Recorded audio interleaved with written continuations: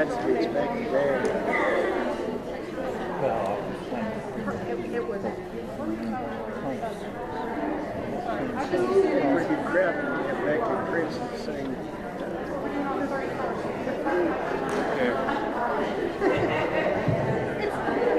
Okay, if I could have your attention. We're going to go ahead and get started, and people can file in as they come. I want to welcome you to the PEIA Task Force listening tour. My name is Dale Lee. I'm the president of the West Virginia Education Association and a special ed math teacher at Princeton Senior High School. Been on leave for far too long. I have with me, I'll let him introduce himself and tell you who he is, but we're very honored to have this gentleman to my right here. Good evening. My name is Nelson Spencer. I live here in Princeton, but I'm the superintendent in McDowell County. I'm glad to see all of you here this evening. Now we're here tonight to listen to your opinions of the plan and to listen to what you see as the fix to PEIA. Nelson's the superintendent of McDowell County. I'm a teacher and president of the association. We can't answer technical questions about the plan that you have. I mean, we just don't have that knowledge. But what we do is everything's being recorded. We take notes. Then the governor's office listens to all the recordings and views the tapes. They take notes, and then we're going to categorize each of the 21 public hearings, the different things that are said, and then address that to the full task force.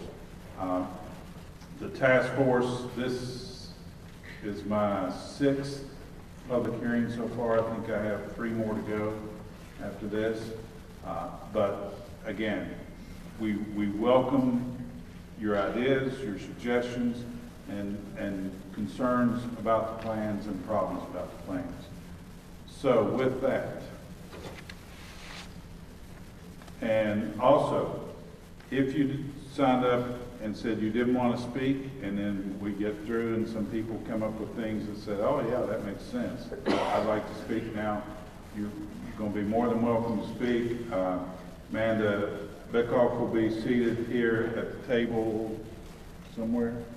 Well, she's up front. So if you decide to speak, you know, we can change that, or at the end we'll ask if there's anyone else that would like to speak, and we'll let you do that. And I'm terrible with names, so when I mess up a name, please forgive me. But the first speaker will be Angela Prophet. And if we ask that you come down to the mic, because we are recording this, and that way everything will be much easier to translate.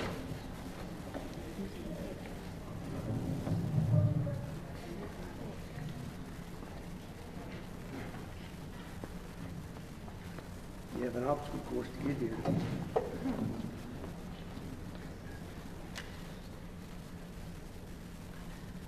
Good evening. I have a couple of, okay. Hello? Okay. Good evening. A couple of my colleagues at school had questions that they wanted to pass along to the task force. One member in particular is getting ready to retire. And recently she has she's got muscle spasms in her nerves going from her neck down her arm. She's been all over the place around here to doctors. None of the doctors here know what's going on at all. She would like to be able to go across state lines and go to either Charlottesville or Wake Forest or any other facility that could treat her condition. She's reluctantly made an appointment to go to Charleston because she can't go across state lines. And she asked me to ask the task force, why is it that we have to stay in state for conditions that cannot be treated here and run up, like if you go to doctors around here, then you've already run up bills here. Then you go to Charleston, you run up more bills there. Eventually, you get out of state, but by the time you do, you've already run up a lot of bills for yourself before you even get anywhere to be treated. And she asked for me to ask, why do we have to stay in state?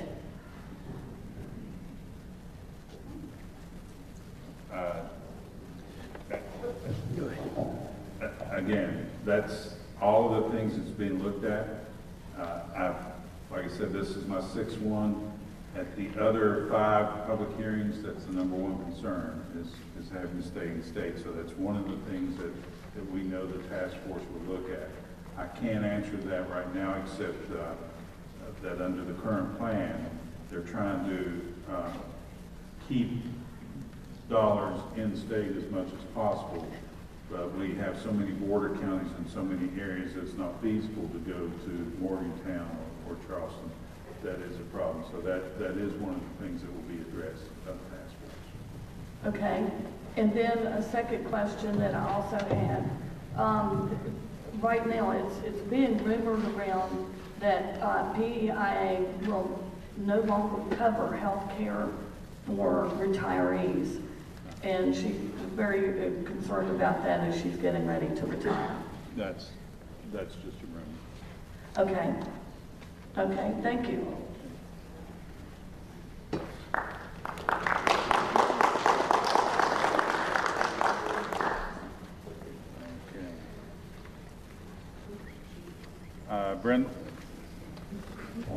Brenda Pruitt.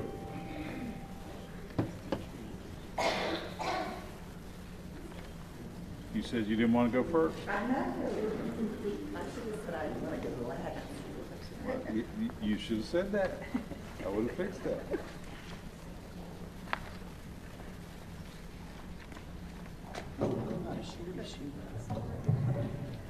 My name is Brenda Pruitt. I'm the WVU Extension Agent working here in Mercer County. And my husband is a retired teacher. And I would like to say that I did, after my husband's heart attack, say I would never speak against PEIA because my husband had a heart attack and 5 bypasses in New Orleans. And PEIA paid, once we met our out-of-pocket, they paid 100%. And that heart attack at that point in time was $100,000. And then he also then ended up passing out in Morgantown and had a $50,000 bill. So I understand what the cost of extreme cases of illness, and I currently have asthma. But in saying that, I think what's always made me feel good, it's like, okay, when I was pregnant with my son, I can afford $1,000, or I can afford whatever the out-of-pocket maximum is.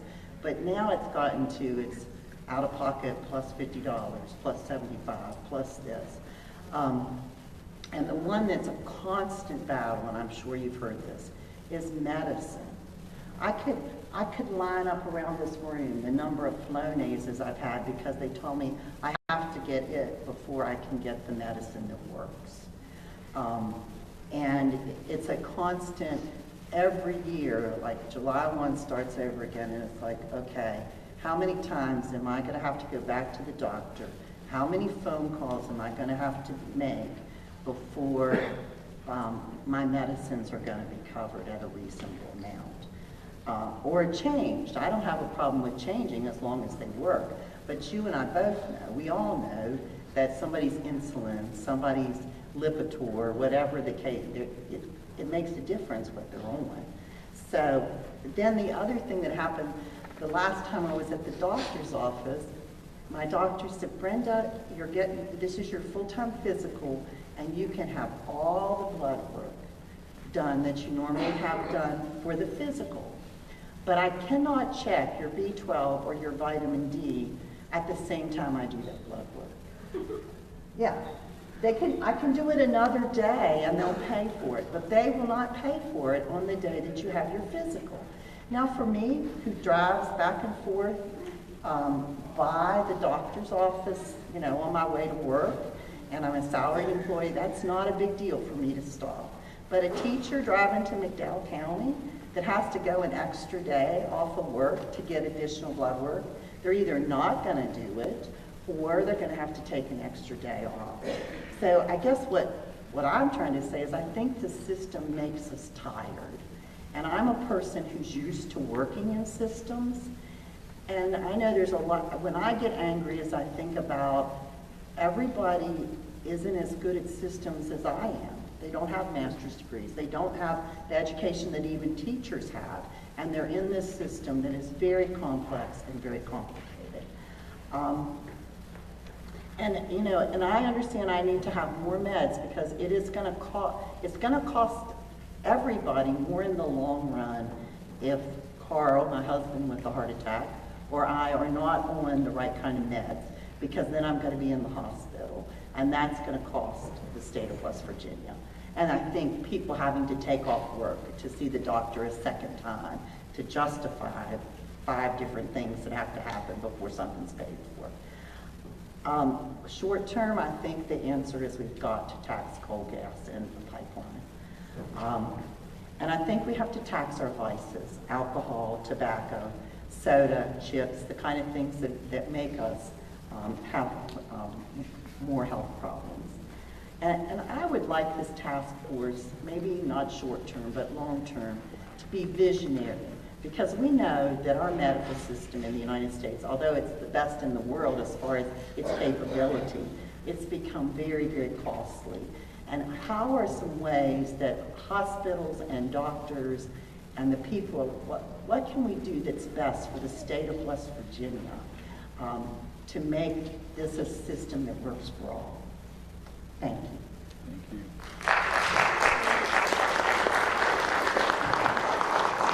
And Paul?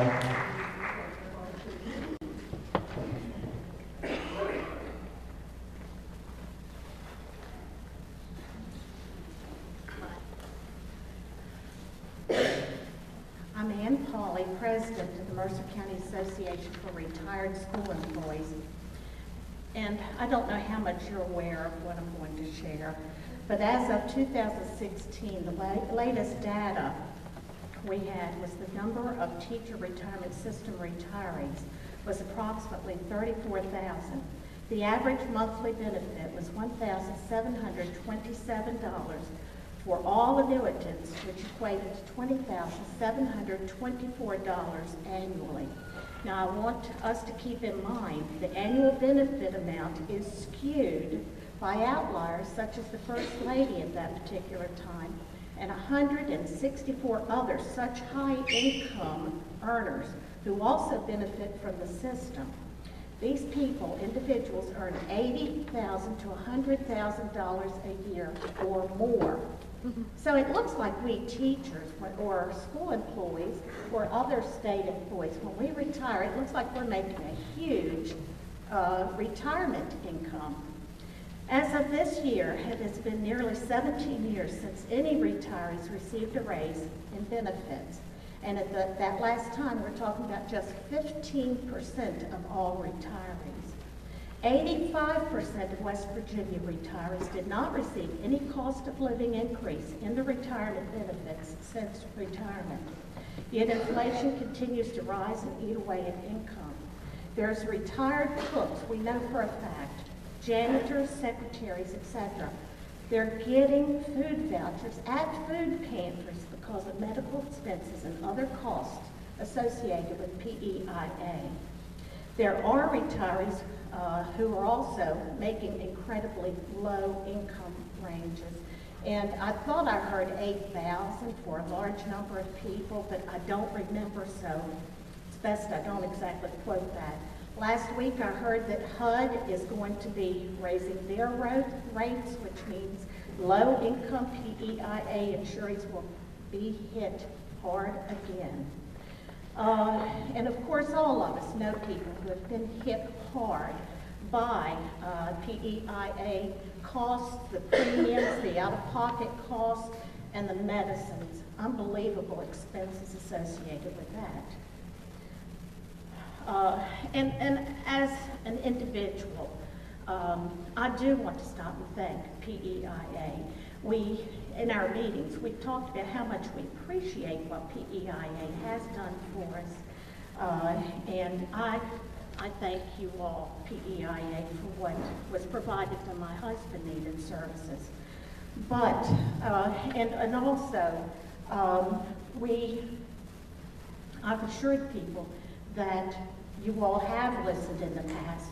Information has been taken back, and changes have been made, such as the freeze on the PEIA through 2019. Our problem is for retirees. We're very concerned about what's going to happen to us after 2019. Specific concerns that retirees, again, have not had a raise to keep up with the inflation for over 16 years.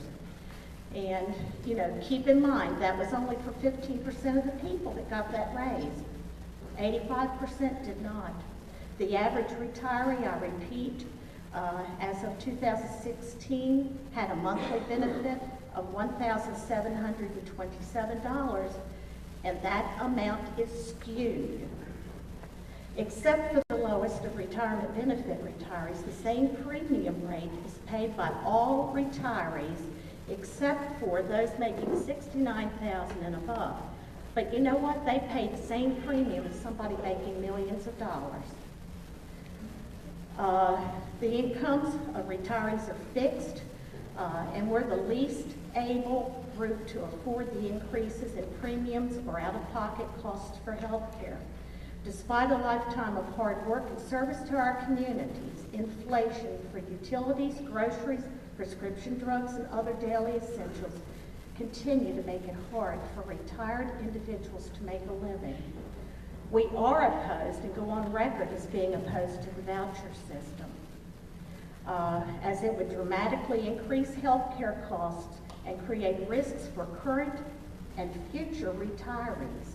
Now, those of you who are still working, you better start thinking about retirement, because even when I retired, I thought I wasn't old enough to be concerned about the issues. I have learned things about retirement and incomes and the injustices done many people, and the costs are unbelievable that happen for individuals. But anyway, it should be noted that currently employed insurees have an 80-20 plan, while retirees on fixed incomes with significantly lower incomes, many unable to work a part-time job or full-time job, often on being prescribed the more expensive medications, they're expected to pay 31%. So, you know, you start looking at this.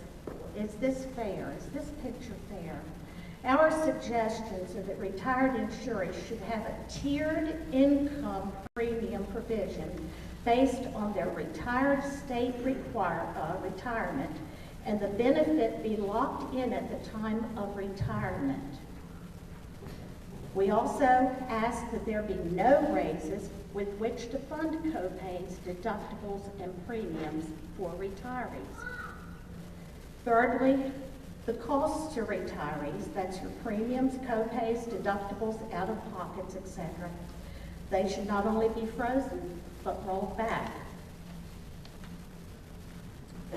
And of course, there's been a letter written by our state VARS president to the PEIA Task Force, and I'm sure you've seen that letter, so I won't address that at this point, but we do urge that the PEIA board, task force, and our state leaders work together to solve this problem.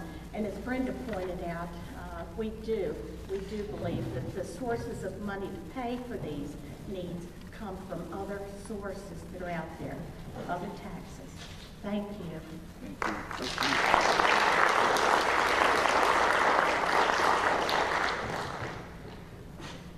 Nathan Greg.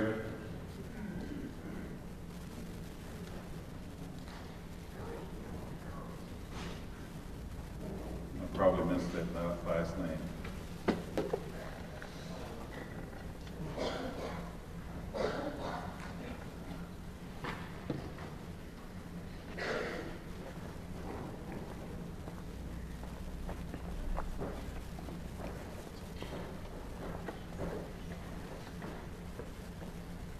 My name's Nathan Greek, service personnel. My concern is like, aren't we going to put more tax on the gas that's going on the state, the coal? That could help fund this PEI. Insurance. I can give you one example. A year ago I started taking Vitosa. It was $2,000. I went to get it the other day and it's $3,000. You know, medicine is just getting out of control. You know, we got to do something. Something's got to be with this medicine. I think that's what's killing these insurance companies. And it seems like they're just sitting back, but people like us are trying to fix things.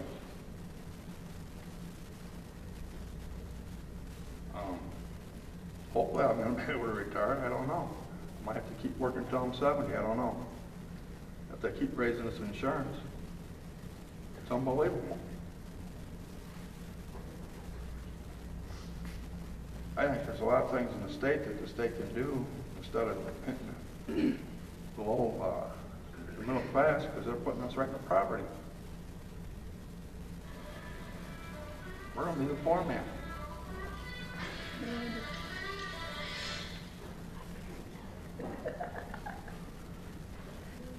That's all I got to say. Thank you. Thank you. Thank you.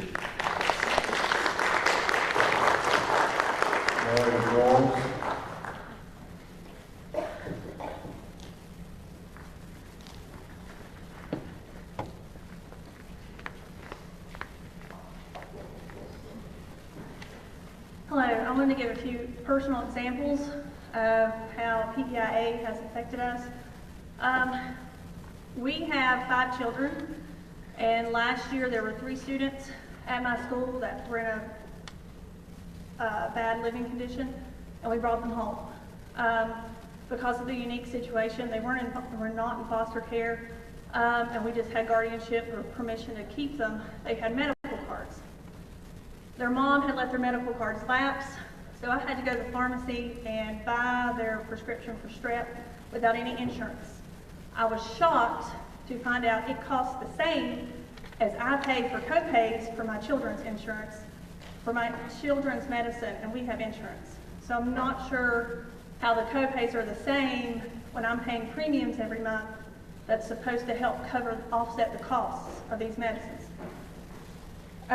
Second, the past couple years, when we've had physicals required by PEIA in order to get a discount, I have had to pay for the blood work for those physicals. If it's a requirement, I do not see where we should be charged for that requirement. And I argued with the company, LabCorp, and PEIA about it, and I was told I had to pay for that blood work. Lastly, the pipeline crosses our property. We had to pay the state over 13% in taxes, but yet according to westvirginiapolicy.org, the gas company only has to pay 5%. As a state resident my entire life, my husband a state resident his entire life, I think it's entirely unfair that we are paying almost triple what the company that's reaping the profits has to pay for this. And that's all I have to say. Thank you.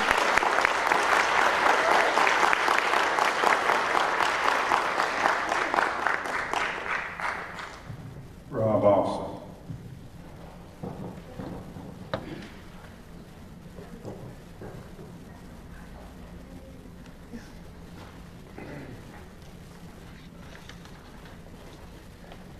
I'm Robbie Austin. And in 1990, when we went on strike, part of our settlement was that we were allowed better insurance. And so we continued to work for, we did get raises at that time, but we continued with that as one of our benefits. Then as time went by, our premiums increased. I'm retired now. Our premiums increased, our co-pays increased, to where now I just had a hernia operation, and the company is allowed a discount by the provider. So I paid 1/3 of the cash that the hospital got came from me, and 2/3 came from them. So I don't understand how come if they get this discount, why don't I just have to pay 20% of what's left there? That seems to make sense to me, that if they're going to give a discount to the provider, that it should be across to all of us so that we get that discount. We don't want any more broken promises from the government of West Virginia. The teachers in West Virginia stayed out 9 days on their strike, and the reason they went back was because they were promised that the task force would take care of the PEIA issue. And I understand that you didn't, tell us anything about what has been decided at all by the task force so far, but I still anticipate that when the final decision is made, that they are going to say that there is no funding, and that we are going to end up footing the bill for the funding of PEIA as teachers and as retirees and as other public employees that are on PEIA. And I believe that one of the things that the task force really needs to address when they complete their study is that we need funding that comes from somewhere besides the employees. Oklahoma went out on strike and got a 20% pay raise. We settled for 5% for our current employees, plus a fix to PEIA. If we get to the end of this task force and they say, we would love to do this, we would love to do that, we would love to give everybody free health care, but there is no money, then we are failing our teachers again. There are sources for this money. In Alaska, the oil excise task just gave an excess of over $1,000 to every citizen in the state. And those companies are still going there for that oil. So I say, raise the severance tax on gas so that we can function as a state and supply the needs. Our education should be number one, not number last. Another source would be the cannabis laws. If we should pass, and if you were in Charleston, I don't know how much you paid attention to what happened to cannabis this last session, but when they did not bring that up on the last day of the session in the House, and they let that fall to the wayside. Now, we still have a lot of work to do on that, but that is a source of income. And the way that the bill was represented in the Senate should allow us to make a lot of money off of the medical cannabis alone. Not to mention that we could have recreational cannabis right here in West Virginia, and we could be like Colorado, where Colorado has an exorbitant amount of money that's being created by that. And you can run a state on these things. We've got to make sure that we are not going to be bowing down to the pharmacy companies that don't want that. Because yes, they will lose money, but they have plenty.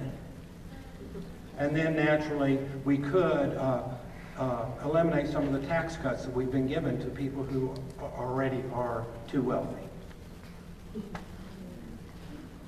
Thank you for your time. Thank you.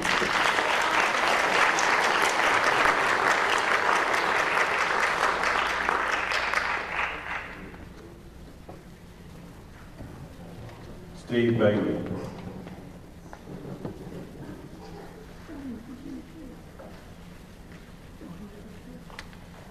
Gwen Miller will be on deck, so if you want to kind of make your way toward there.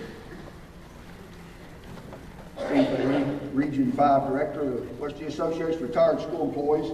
Ann's already spoke, so I'm going to mention a few other things with our association. First thing I want to mention is that we represent over 7,000 retirees in West Virginia, the largest organization in the state. We have no representation on the task force. I think we sent a letter to the governor asking for representation, didn't receive it. So we have a lot of interest in this and don't have any representation. Ann mentioned a couple of things that I want to touch on a little bit longer. Medicare retirees in West Virginia cost there's $168 million spent through PEIA for Medicaid retirees. Of this, The state puts in 55%, the retirees put in 31%, and you teachers probably didn't even know this, and service personnel, but you're putting in 14%. So we would like, one thing that needs to be done is that we be put on the 80-20 plan that the active employees are. That would help us a lot. That would save us 11% of the cost we're having to put in. Right now, our retirees are putting in over $55 million out of their pockets to the plan. That's the latest figures. These are from Charlotte Stover, by the way. Dale, I mentioned it to you earlier. Charlotte Stover, Director of Operations for PEIA, is the one that gave us that information. So, for the last 2 years, our association, 3 years ago, we put a bill in the legislature to put a severance tax on the gas and oil industry in West Virginia that would be used strictly to pay for PEIA for retirees. The bill's gone nowhere for 2 or 3 years. We again asked for that. I saw recently in the Charleston Gazette that the PEIA needs $40 to $50 million a year is what they're saying. And, you know, they're looking for cuts is what they said. You're not going to find $40 to $50 million in cuts, and this is what somebody else alluded to. So they're going to say they don't have the money. No, gas and oil are becoming big and bigger in West Virginia all the time. Where's all that gas and oil going? Is it going to benefit anybody in here? No, it's not going to benefit anybody here. It's going to benefit people in big cities in the East Coast once the pipelines are put in. But but that's our land, and it's coming from our land. And I think the people of West Virginia need to demand that the gas industry pay their fair share to help the people of West Virginia that are suffering, and needs to stop. And so that's one of the recommendations we've had for 3 years in our plan. We would ask for teachers and everybody else to support it, those active. Maybe you wouldn't be having to pay 14% of your PEIA money to help retirees, old people like me. The other thing I want to mention is the other way to take care of this issue is to get out and vote. Amen. And this is more for people here on the mics than them, but the problem with for too long West Virginia is we haven't been informed voters. And I may be preaching a little bit, but we need to be informed voters. We need to ask questions. We need to find out how people stand on the issues that are important to us. PEIA being one of the biggest, obviously, and teacher pay raises and so forth in the future, and classroom, how much we're going to spend on our students and so forth. If we ask those questions, some people are going to some politicians are going to tell you the truth, some of them are going to lie to you and tell you what you want to hear. Now you've got to be an informed voter and figure out which ones are which. And you can check the records of those that have already been in office, and you can see how they voted. It's all on record. They have to record all their votes. You need to be informed. And the last thing I want to leave you with is just this little thing that I think is very important about that, and that is that I don't think that ignorance is an excuse for voting against your best interest.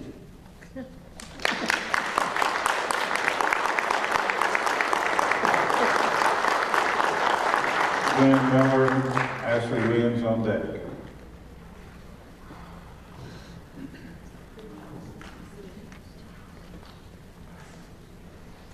Hi, I'd like to address the issue of medicines.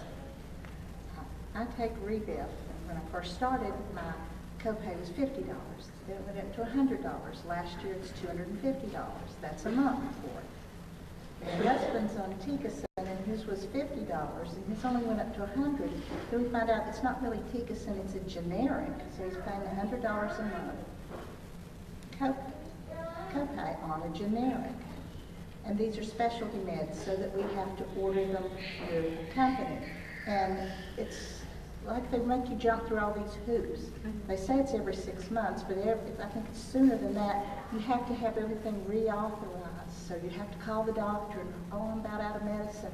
Will you please get this reauthorized? And then they change the company that you have to order it from. So I've had a huge list of different places that you have to call to try to get your medicine. And it just, every time you turn around, it's a new deductible, it goes up, and there's a new company that comes in. That was that's a big thing on the medicine. And, is something we're going to be on for life. Is it going to be 5 years from now, $500 a month? Thank you. Thank you.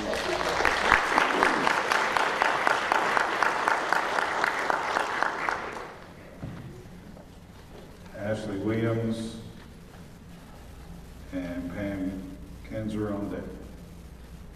Hello, I'm Ashley Williams, and I'm from Monroe County. And I want to reiterate what Lori Royal stated earlier. My husband and I each have insurance, so we pay 2 premiums. And my son had strep, and we went to the pharmacy, and using our insurances, $60 for the prescription. But if I bought it at cost, $10. And we're paying double insurance. When it used to be, what happened was my insurance would go first because of my birthday, and then his would pick up the copay. Now they're not working friendly with each other.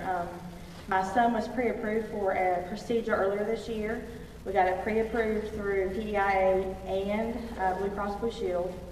And then now that it comes time to pay for it, they're telling me that it was not pre-approved and pre-authorized, and it was. So I've been 3 months fighting with them. His procedure was in December, and I get the runaround. And I'm not somebody who quits.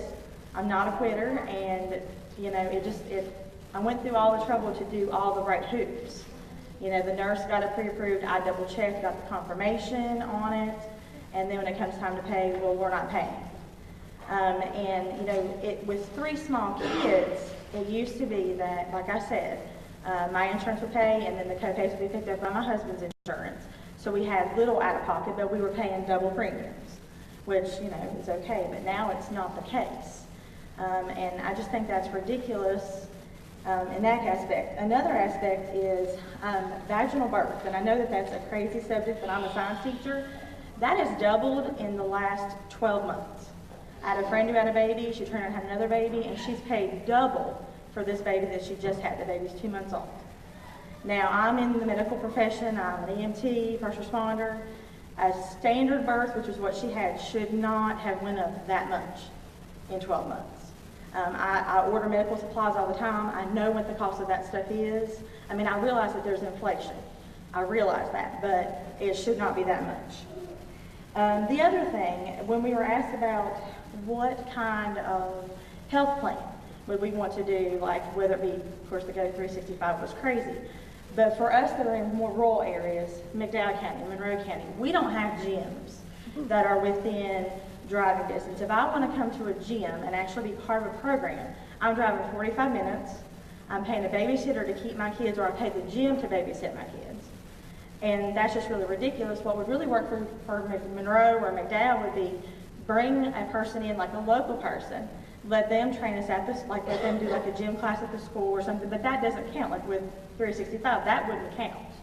And there were a lot of problems with that. But I think that there's a better way to do it. There's a smarter way to do it. All these people in this room are very educated people, and I'm glad that the task force has taken time to listen to us in that aspect. And I just know that PEIA was a much better insurance when I first started teaching. I've been teaching for 12 years. I had very little out of pocket with my first child. And now I've got a friend, like I said, just had that baby, and she's just paying double, and she's taking doc days, to be off with her child. And now she's paying all these doctor bills that they didn't foresee because with the child she just had 12 months ago, it wasn't that way. So it's just causing a lot of hardships on everybody in this room. Thank you. Thank you.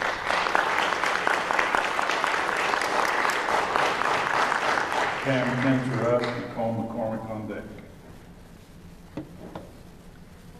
Hi, my name is Pam Kinzer, and I'm currently a teacher. This is my 9th year teaching. I began teaching in 1992. I taught for 3 years. I then worked in the private sector for 17 years. I worked in the business world in the pharmaceutical industry. I held jobs such as contract analyst, a consultant, an advertising procurement contract negotiator. I did not feel like I was making a difference in my life or in my community, and I gave up my 17-year career to come back to teaching. I took a huge cut in pay, and I don't mean a little bit, I took a huge cut. I refinanced my home so that I could come and be a teacher. But it was worth it to me to know that I was going to make a difference in the lives of children. Everyone I spoke with as I contemplated making this change told me how great the benefits were for public employees. So at least I knew I would be able to handle health care costs, even if there wouldn't be as much income as before. Boy, was that wrong. You see, I'm the mother of a physically disabled child.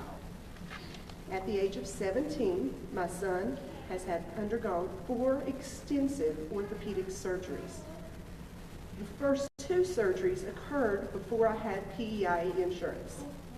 My total bill, while I worked in the private sector, with that insurance, including physical therapy, 3 months of physical therapy, 5 days a week, an hour a day, hospital stays, out of state, medications, wheelchair rentals, other healthcare equipment rentals, my total cost was about $1,000 for 2 surgeries. Now, for his last 2 surgeries, we had PEIA insurance because I had switched jobs.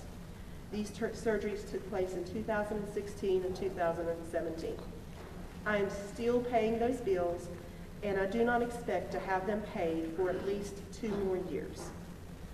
Thankfully, he should not need any more surgeries for 10 years or so, and hopefully he'll be out on his job on his own and pay for them himself.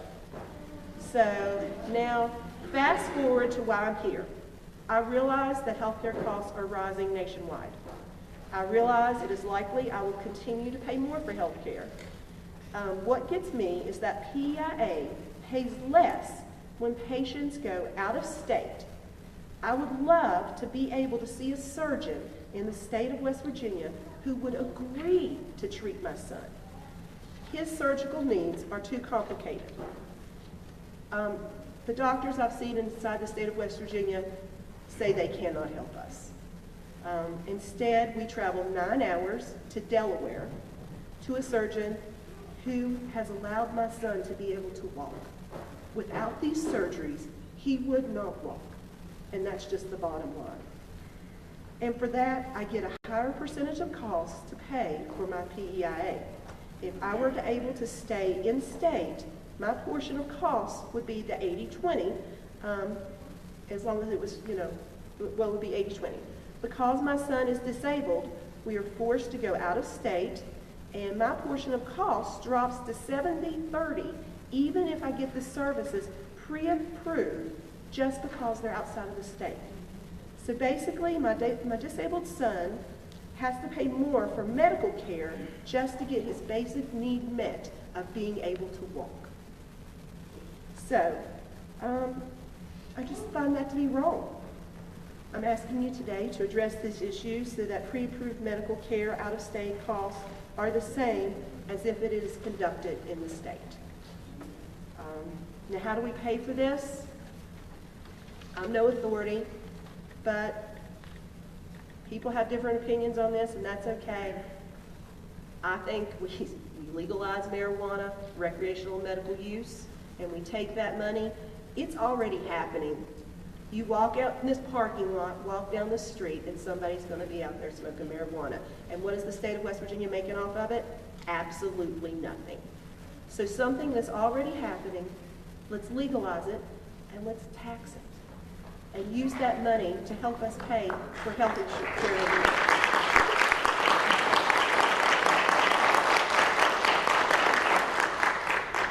In addition to taxing marijuana, I would love to see that junk food get taxed.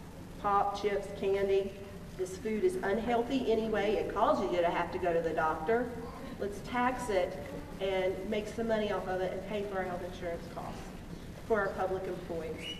I want to thank you for taking the time to listen and for coming to Princeton and just for being on the task force. Thank you both. Thank you. Thank you. And if you don't mind, see me after this is over. Okay, sure. Nicole McCormick. Mine are right on deck. Well, I'm Nicole McCormick. I'm current acting vice president for MCEA, the Mercer County Education Association, and I'm your president-elect for next year if you haven't met me. I will reiterate some of the things that have been said, but these are things that I feel like are important. First, I wanted to talk about progressive revenue sources, meaning that they're not ones that are regressive, that take away from us, the regular citizens of West Virginia. After looking at some data from the West Virginia Center on Budget and Policy, which you can find on their website online, I believe that it is not only reasonable, but will raise hundreds of millions of dollars with revenue within the next few years if we increase the gas severance tax to 7.5%. Also, if we increase the corporate net income tax, we're actually raising it back to what it was previously, to 9%. Also, something that I wasn't aware of until I did some research is absentee landowners, people that owned massive amounts of land, like basically the entire whole of Wyoming County, is owned by people out of states. They pay pennies on the dollar, like our friend here was saying, other than regular West Virginia landowners. Again, hundreds of millions of dollars of revenue just waiting to be had. Talking about some legislative things that our PEIA Task Force can suggest.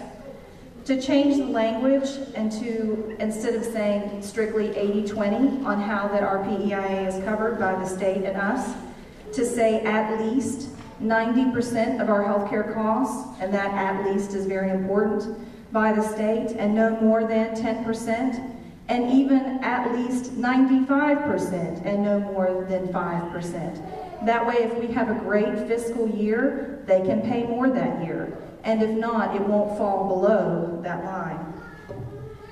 Just a couple of things that I've noticed over the few years that I've taught for 9 years here in Mercer County. Our co-pays, and this is just like 2 years ago, for a regular doctor visit was $10 for you to go to your regular doctor.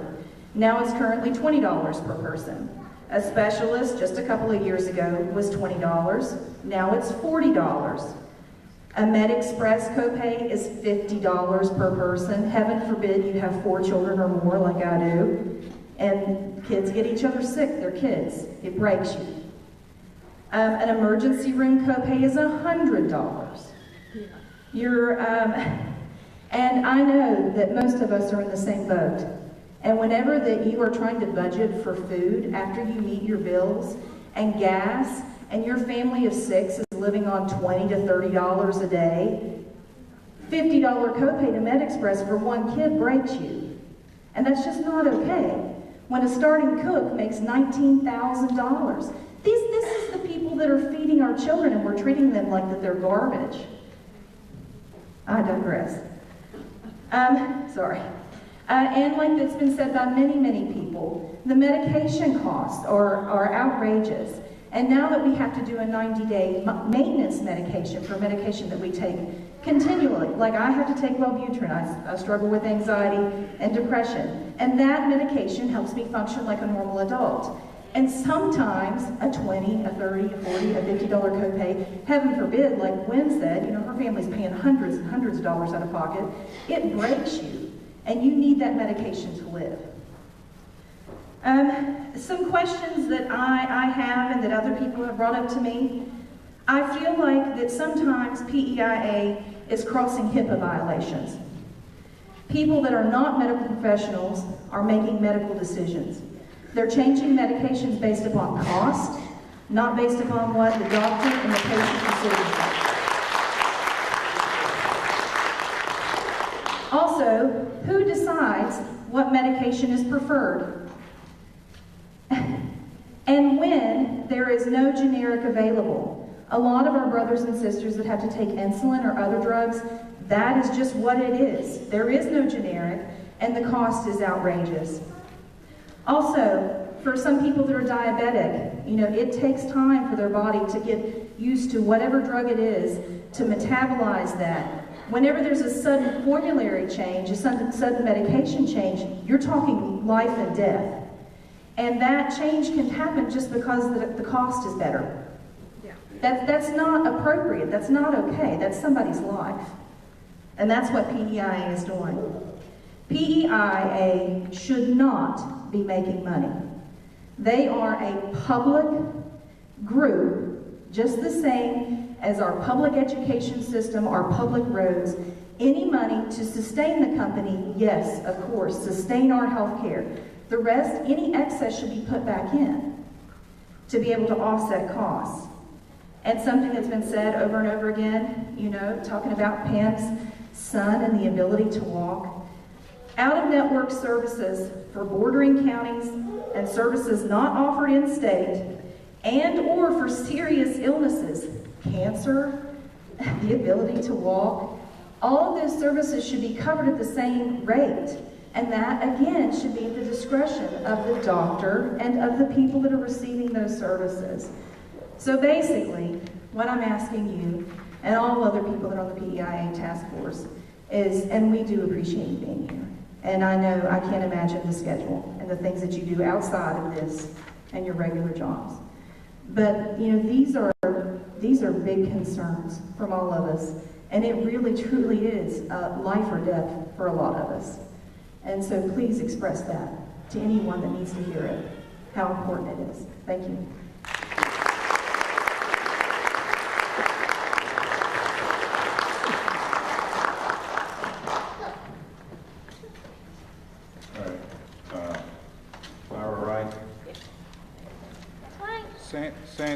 Sandy Curry, did you want to speak? You didn't say yes or no. Oh, no. Okay. Hi, I'm Myra Wright. I teach at Athens. This is David. He's been to so many of these, he won't stay in his seat. He wants to be a part of it. I have no new information to share, just a different example. David, can you tell them all what you got this week? Yeah. Tell them, what'd you get this week? A new lefty. A new lefty. He has a prosthetic leg. He got a new one. This one's got Superman on it, and he's super excited about it. But let me tell you what part he doesn't have to worry about, because Mommy does that part. This leg had to wait an extra 6 months because insurance didn't think the growing boy needed it just yet. They wanted to push the 1 year. When he first got his prosthetic, it was a 1 year. You get a new one for kids, because they grow a lot. Happens. This one was a 1.5 years waiting. And in that 1.5 years, he lost his gross motor skills, had lots of backtracking because his equipment wasn't fitting what he needed. So once we finally jumped through the hoops, like you've heard before, and did all the things we had to do to get our needs approved, then they give us the bill. Isn't it nice? You do all your own work and you still get the bill. $14,000 is what it costs for a child's prosthetic. I'd say an adult one's a little bit more because they're bigger. Our cost of 20% is over $2,000, and we can't pay that. I mean, we pay it on payments. Might take a year to pay it, but by the time we get it paid off, we'll be doing it again. And what my concern is you have people who have more than one child with more than one disability or magnitudes of compiling of adult disabilities with their children. And while we work hard and we meet our deductibles and our out-of-pockets, the bills still come. Because, you know, they tell you, oh, you meet your out-of-pocket and you're not going to get any more bills. And that's not entirely accurate because the doctor's office is still going to send you a bill for what the insurance didn't pay. They didn't pay so much on the test that you received. They didn't pay they want you to pay the extra part. And it's just what you have to do. But there has to be a way that we can look at people who are critically ill or have higher amounts of medical need and address their needs in a different way. That way everybody has, equals not everybody having the same thing. Equals everybody having what they need. This child needs a little bit more than the other children. So for it to be equal, there should be a way that we could help balance what the person needs versus what they're expected to contribute. The other thing I wanted to address is pre-approved procedures. Somebody else had mentioned that already today. We recently needed a referral to a neurologist. We got to a neurologist. The neurologist said, "You're not leaving here without an EEG." She was concerned. The things we were seeing created a red flag for her, and she was worried about his safety. Is insurance going to pay for that? Yeah. It wasn't pre-approved. He ended up being diagnosed with a seizure disorder that day. If we hadn't had agreed to go ahead and do it, even though we knew it would be paid for, then he would be that much farther away from a treatment plan. But because we are willing to pay for the entire procedure, which I haven't got that bill yet, I'm sure it'll be pretty, then we have to eat that cost because we were more concerned about his safety than a bill. And also, an agenda item for WVEA, none of the schools in the county are handicap accessible. He can't walk up this hill by himself, and neither can middle schoolers who are in similar gross motor states. Yeah, you can go sit over there. I think I'm finished. Thank you.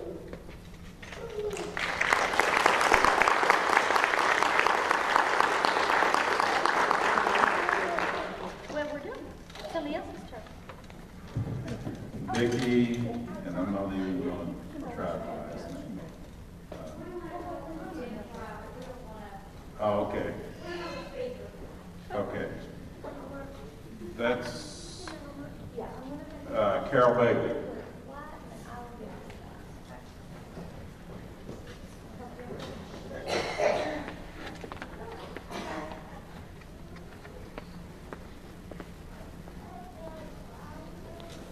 And Jessica Morgan on that.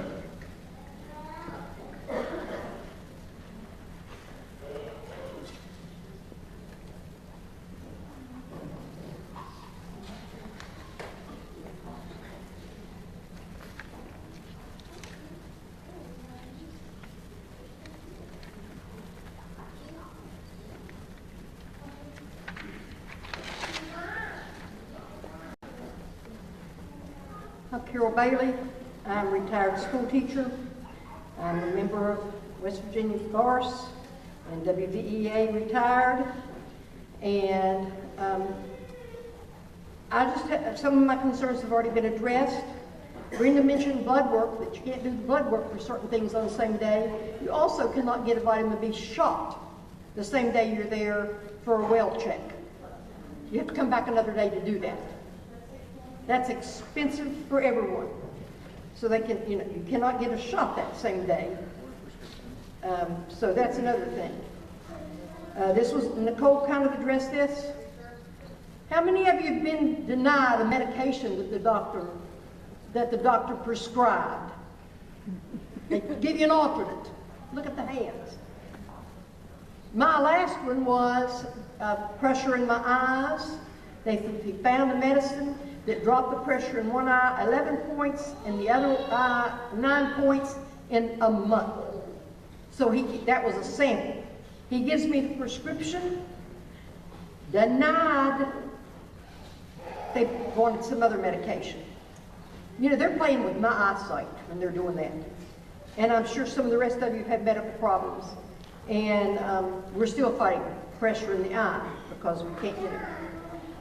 We've got someone in an office that doesn't have the background that my doctor does, denying my medication is a real problem. Some of the other things you have to jump through. You cannot get an MRI without going for an x-ray first. We don't need an x-ray of my shoulder. My shoulder is not broken, the bone, So I would have to take, it takes 3 or 4 weeks to get the x-ray that I don't need. And then I get the MRI, which takes 3 or 4 more weeks. So it takes time, extra money. We've got to stop requiring extra procedures that are not necessary and then add to our cost.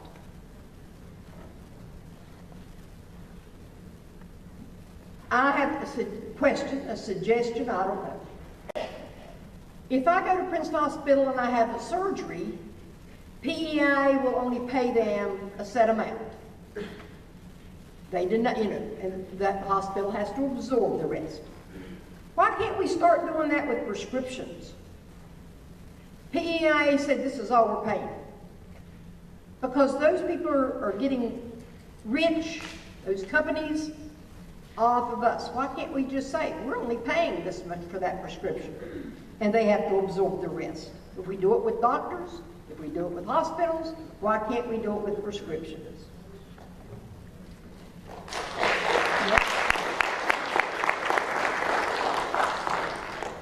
Another concern, how are we going to pay for this?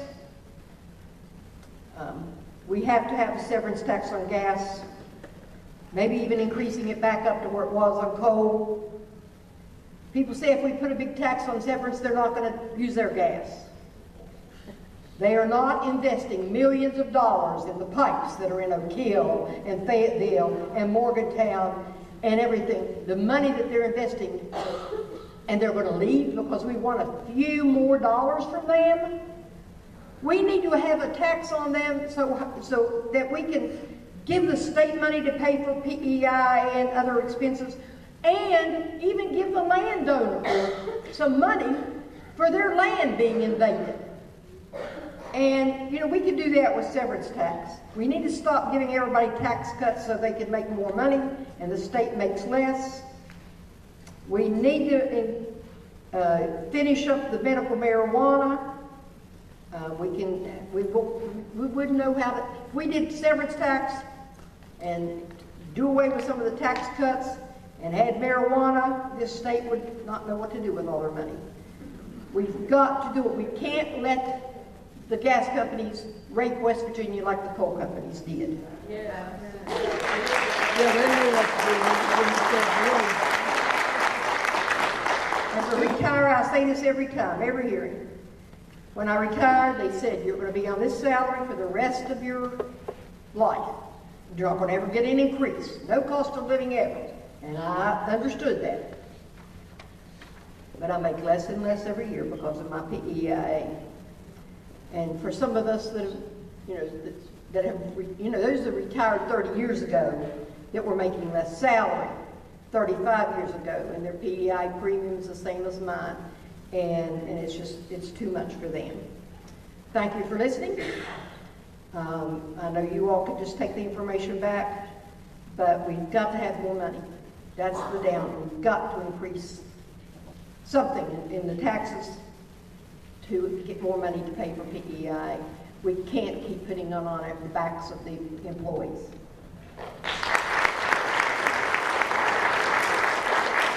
Yes, good morning, Joey Wright on J.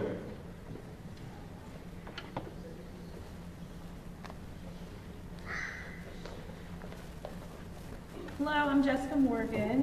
Can I pull this up a little bit? I'll pull it up too high. Just a little bit. Sorry, okay.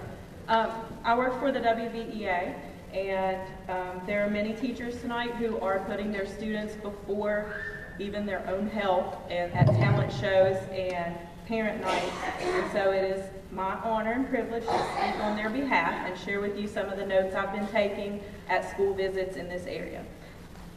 Okay, first of all, a lot of people have been saying this tonight, but I'll go ahead and say it again. Prescription coverage for preferred medications. People want you to know that if the doctor thinks you need it, then that's what you need, and they don't think that it's the proper place of PEIA to say, no, you need to take this other one. And also, the co-pays add up when they have to keep going back for medications they've been on for years, every 3 months or even every 6 months. If they feel like if there's not a problem and not any changes, that they should be able to save money, not just for themselves on the co-pays, but that costs PEIA money too, to have to go to the doctor so often to reauthorize prescriptions. One specific story, insulin supplies and other supplies for diabetic. When something new comes out, like a new blood testing machine or a new insulin testing machine, they have to get a new one every 1 or 2 years, even if the one that they're using still works. Because if something new comes out, they're required to get it. They feel like that's too often and that's costing PEIA money and obviously costing them money too. A lot of people would like to see the task force shop around for other carriers. They would also like to see broadening the base by covering more people and making PEIA available to more West Virginians.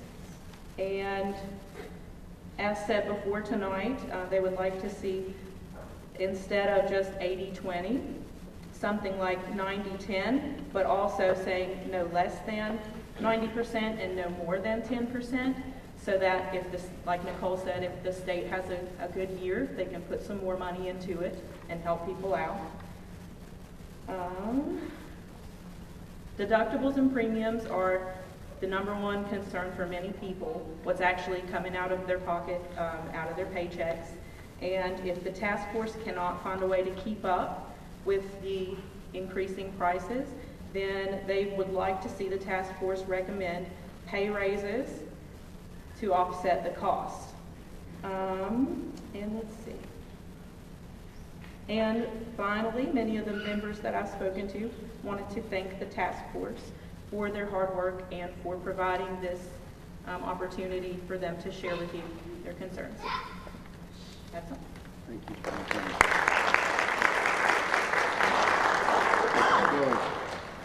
All right, that's not too hot for you. I'm Joey Wright. I teach at Glenwood. I believe I've spoken with most of you guys. I'm not going to say a lot of stuff that's very different from what you've already heard. I just feel like I just want to hammer some of that home. I don't have any stories as far as on a personal basis about, you know, crazy expenses with medical costs, outrageous procedures, or anything else. I have friends that do. I have a friend whose husband had to have a liver transplant on a whim that she's scared to death that she doesn't know what is and isn't going to get covered because his life was in the balance.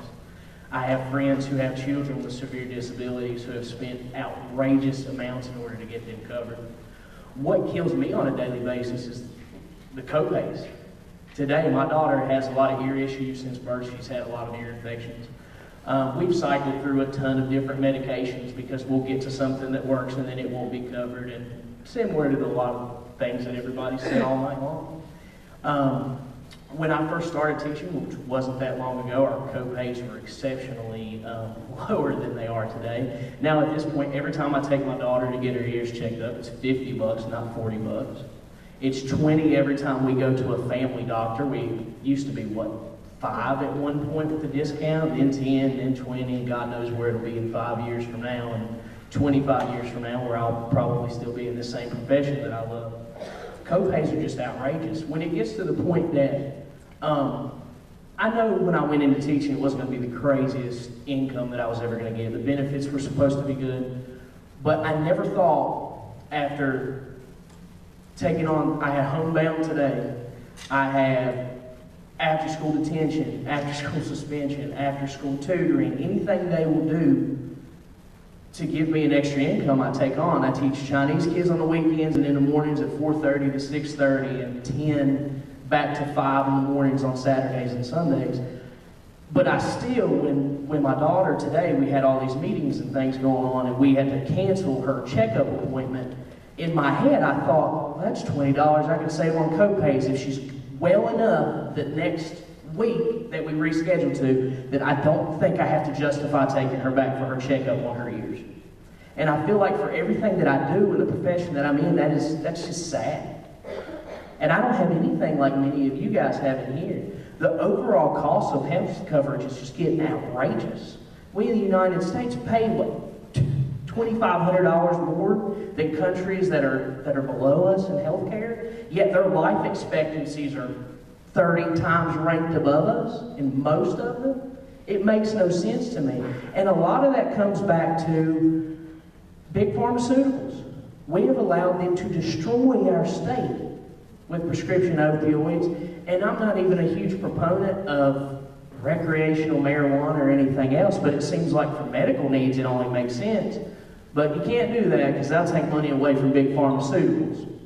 In the same way that people can't get the prescriptions that are prescribed to them because, well, we won't cover that because, well, that's just too much for you, it doesn't make sense for us.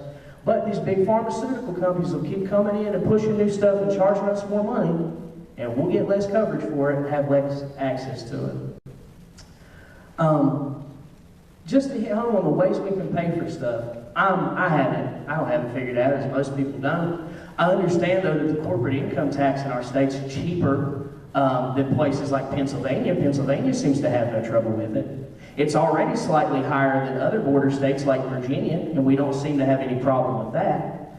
The gas severance tax, it's the same thing with coal. I'm a West Virginia history teacher. We've studied for years, it's been in the textbooks since I was in school, about how much natural gas and resources we've had here forever. We used to teach that same way about how much coal we had too, until we let people from New York and other states in the Northeast destroy our state, take the money and leave. We cannot let that happen with natural gas, especially at the rate in which it's being pulled out of our state and going to be increased over time. We cannot leave that on the table. That's too much funding that can be provided to our schools, our students, our teachers, and all of our public employees. Thank you, guys.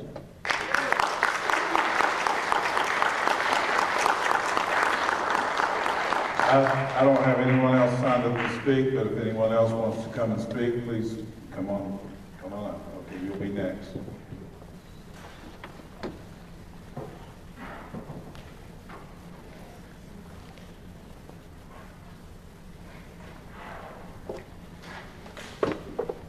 My name is Gay Bailey, and I'm a proud employee of Welch Community Hospital, Mr. Spencer.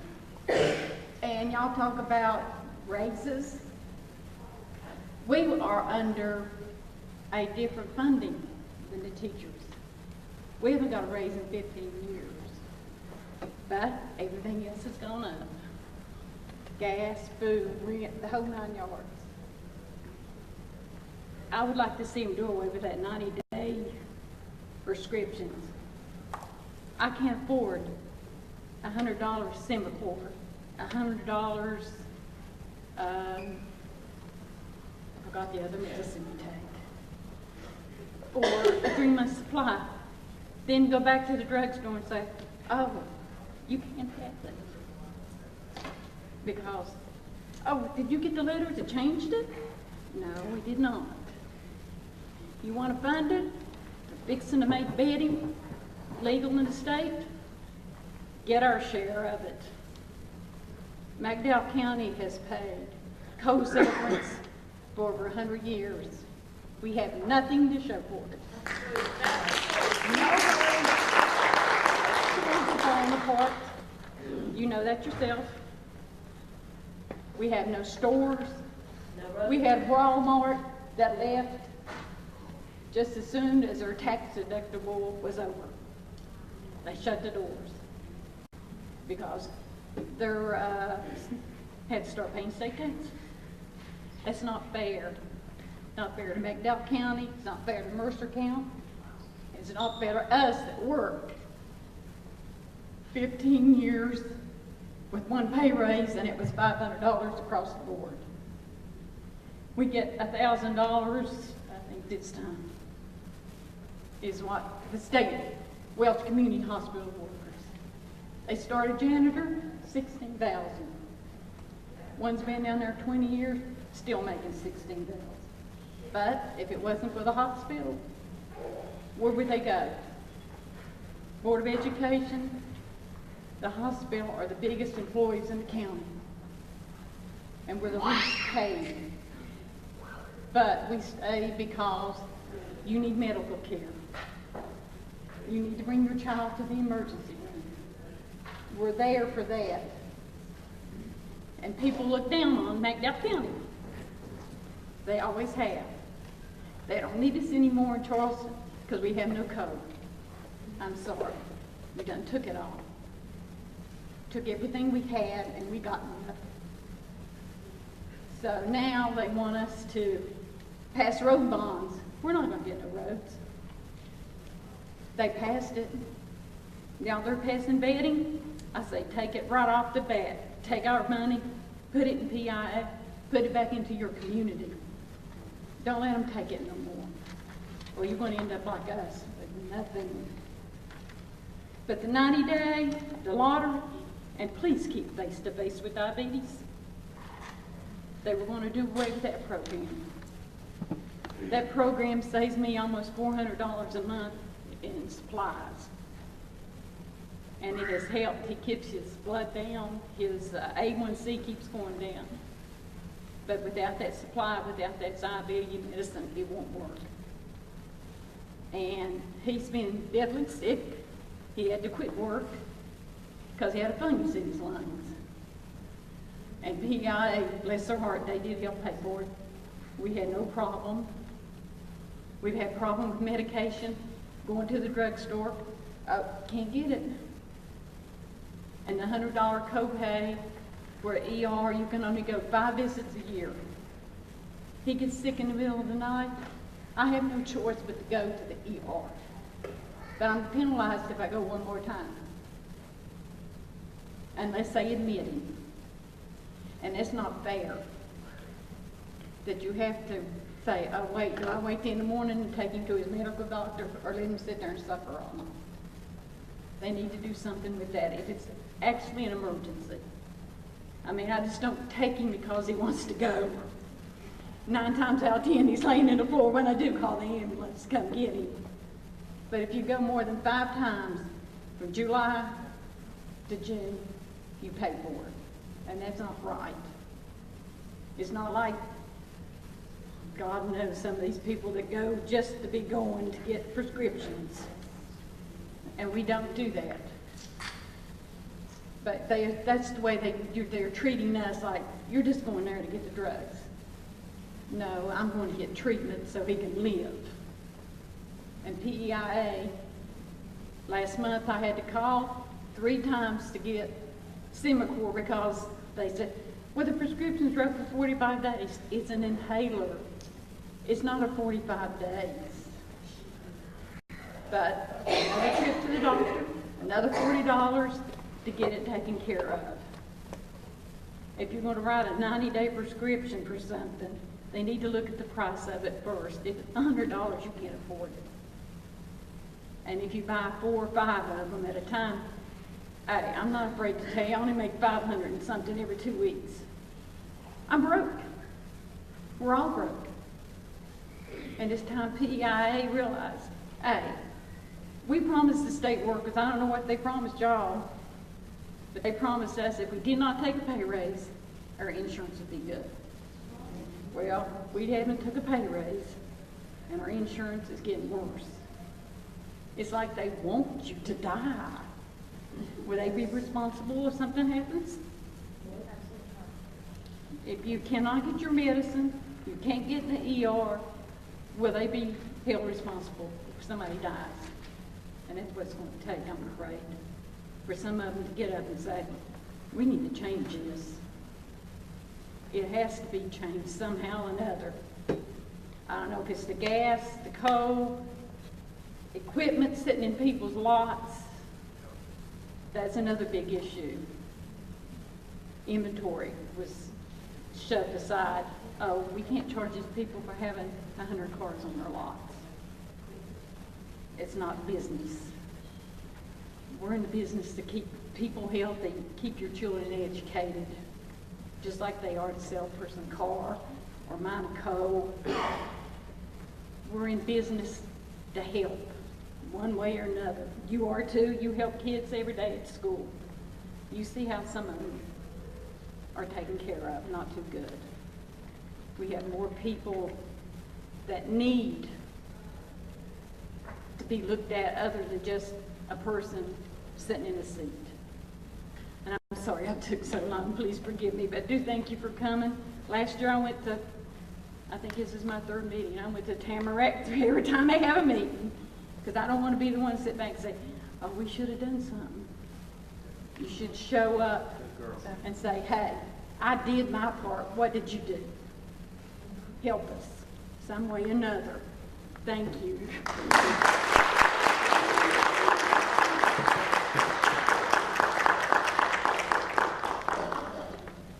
And you'll be next. You'll want to make your way on over.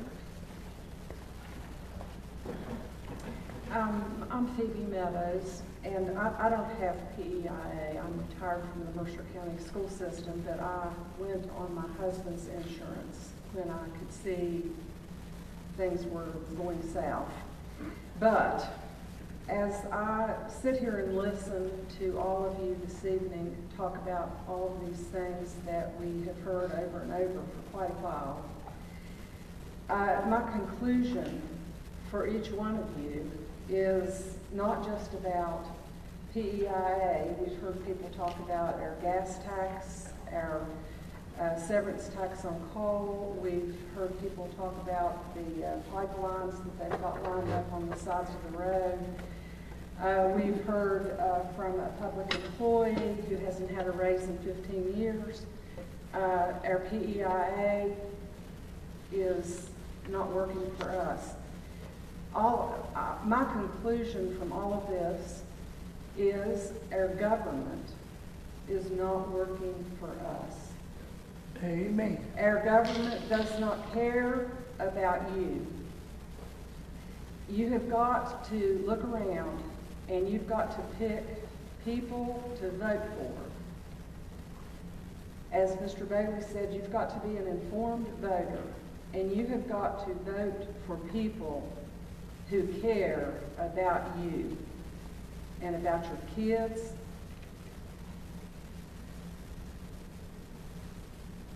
That's where the answer is finding the right people to vote for. And that's your responsibility.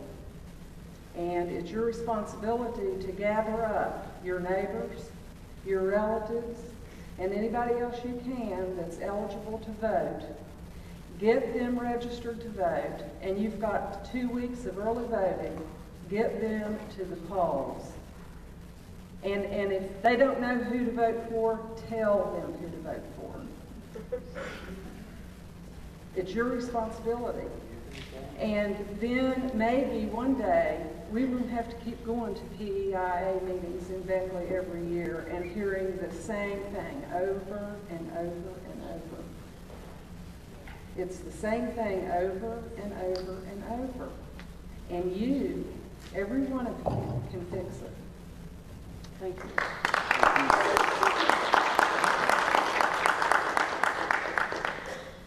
Betty Bowman, Mercer County, retired. Just a different perspective here. Something that is rumor, I don't know if there's truth to it, but I would like to respectfully request that members of the task force give consideration to talking with the people that make decisions on the opposite end. Talk to CANC, Cabell, St. Mary's, Princeton Community, private doctors. I've heard there are possibilities that some of them are not taking or are going to stop taking PEIA patients. They will not, eventually not take our insurance. And if we get to the point that many providers do not take our insurance, then we're in worse shape than we are now with the reduction of what we've been talking about all evening. So request that PEIA Task Force take the time to talk to the people that make the decisions on the other end and find out, are the payments not coming quick enough? Are the payments not large enough? Is it too difficult with the paperwork? Is the process too long? Can the hospital not afford to deal with West Virginia's insurance program? And if not, why?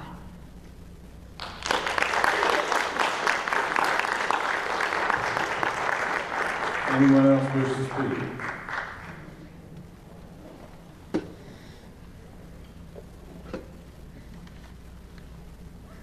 Joy's on her way down. If anyone else wishes to speak, if you'll make your way down to the mic, it'll save us a little time.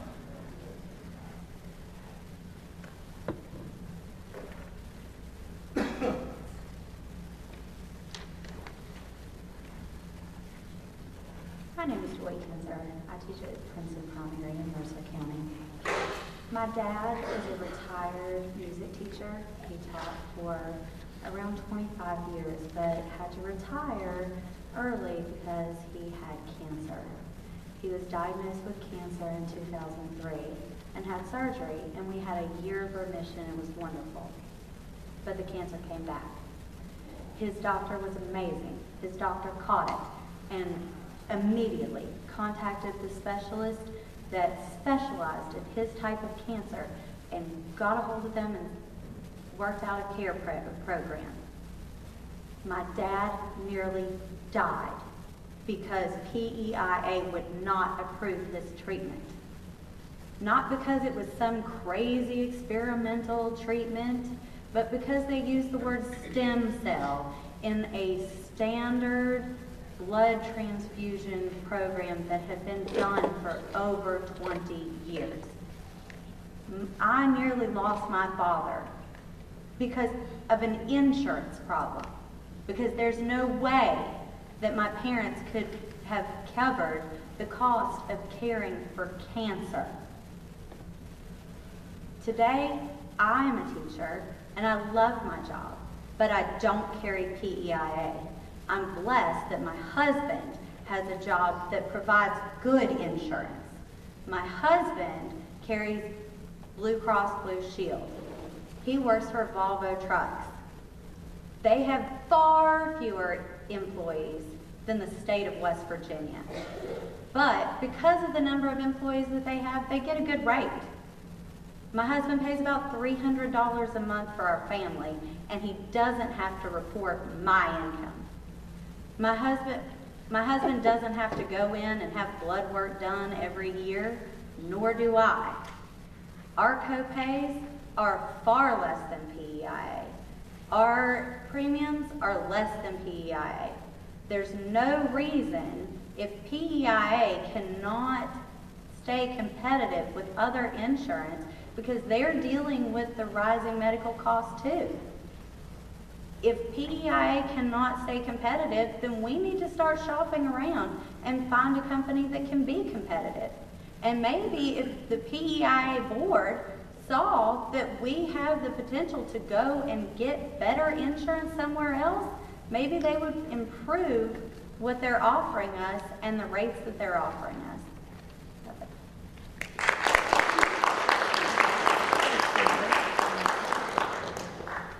Anyone else? Anyone else wish to speak?